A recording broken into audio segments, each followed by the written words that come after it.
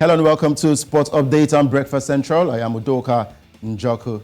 The Confederation of African Football Technical Study Group has compiled the best starting lineup of the 2022 African Nations Championships following a thrilling 3 weeks of end-to-end action that saw Senegal emerge winners in Algeria. The team is predominantly comprised of Senegalese and Algerian players who inspired the teams to the final of the CHAN 7th edition, as well as Madagascar players who were debutants in the competition. Now, Senegal defeated hosts Algeria on penalties in the finals, while debutant Madagascar finished third, winning the bronze medal, a major achievement for the team from Madagascar. Away from that one now, Saudi Arabia Pro League outfit Al Hilal SFC created history by becoming the first ever Saudi Arabian side to reach the FIFA Club World Cup final after a stunning 3-2 win over 10-man Flamengo at the Grand Stade de Tanger in Morocco. The Saudi champions are the first African-Asian side to reach the final since Kashima Antlers in 2016. They will face the winners from Egypt's Al Ahly and European giants Real Madrid in the final on Saturday, while Flamengo prepare for the third place playoff against the losers earlier the same day. From there to Italy, as the Super Eagles of Nigeria striker Victor Osimhen has beaten Cristiano Ronaldo's record for the highest vertical leap for a header in the Italian Serie A. The Napoli striker broke the long-standing Serie A record, which was previously held by Portuguese star player Cristiano Ronaldo. Now, Ronaldo leapt to a height of 2.56 meters to score a goal for Juve against Sampdoria in an Italia Serie A game in 2019. That leap became the highest leap back then before Victor Osimhen broke that record. In last weekend's Serie A game between Napoli and Spezia, Victor Osimhen leapt a vertical height of 2.58 meters to score one of the goals in the encounter. He has now jumped 0.02 meters more to shatter Cristiano Ronaldo's previous goal-scoring record with that header. And to the World Cup preparations now, Argentina, Chile, Paraguay and Uruguay officially submitted a joint bid to host the 2030 World Cup on Tuesday, calling for the tournament to return where football was born 100 years after the first World Cup was held in Montevideo.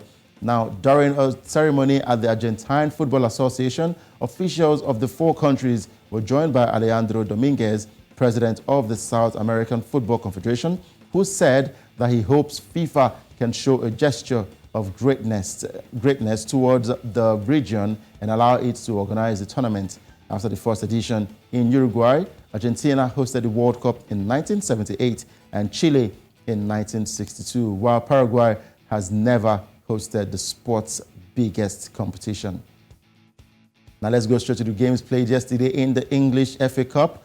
Burnley defeated Ipswich Town 2-1. It was Fleetwood Town beating Sheffield Wednesday 1-0, and Grimsby beat Luton Town by 3-0, and Sheffield United also got a win over Wrexham by 3-1. And in the Serie A, Salernitana lost at home to Juve by 3-0. And we also saw action in the Germany DFB Cup. Frankfurt defeated the opponent Darmstadt 4-2, and it was a win for Freiburg as well in the German DFB Cup.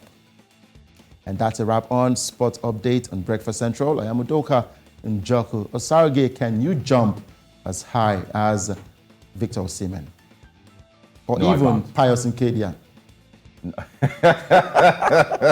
No, I can't. Okay. The only thing he knows how to do is to wear shorts. I can jump into conclusion. Wow. That's what you mean. That's a good one. Yes. On the one hand, and then be doing 5 kilometers and threatening everybody on Instagram. Nah, but funny enough, you know, I mean, 5 kilometers is really nothing. It's not so much of a. And by the time you're done, you're doing. Yeah, no, but I think it's really, so for me, it was really just setting goals for myself. And I'm when I started, you know, I was saying to myself, you know, I'm not sure if I can do 2. But now I'm doing 5, right? You're doing well, yeah. Yeah, but, you know, but I'm doing 5, you know, with a pace of 6.45. But I've seen people, I have a friend who does 10 with his pace at 5.51 or 5.50. You're getting there. You're getting there. So yeah, you know, I may not jump as high as Pius Nkedia or Nidu Wazobia, but I can run faster than they can. It's all right. Good morning, Ollie. I was not a part of this party to this conversation, please. When they catch us out outside, I was not there. Well, congratulations to Victor Osimhen, though. Yes. I'm always going to hype him, you know, and, you know, praise him as much as he continues to achieve this season, and I hope that it never ends. You know, I really want to see him become, you know, an icon in Italian football. He doesn't need to, in my opinion, he doesn't need to leave Napoli. All the talks of, you know, go to PSG, go to Manchester United, go to, you know, Barcelona, wherever. I don't think he needs to leave. I think he needs to continue to stay, you know, to do his thing at Napoli and break as many records as possible where he's most comfortable. You know, changing clubs at this time might disrupt his flow. You know, I was going to ask you that because as of yesterday, I saw a major breaking story that Manchester United are ready to break the bank for Victor Osimhen as much as £126 million worth of transfer.